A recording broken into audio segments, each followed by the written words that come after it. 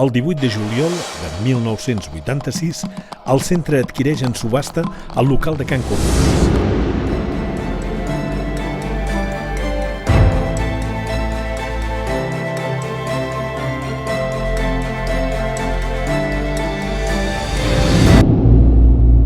Són molts calés. Ens en sortirem. El centre té una cosa, que sempre se n'ha sortit.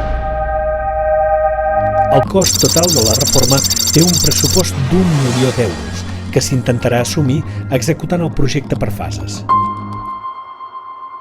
Venia gent, ens trucava gent i ens explicava les seves històries. Llavors el centre està fet molt de petites vivències.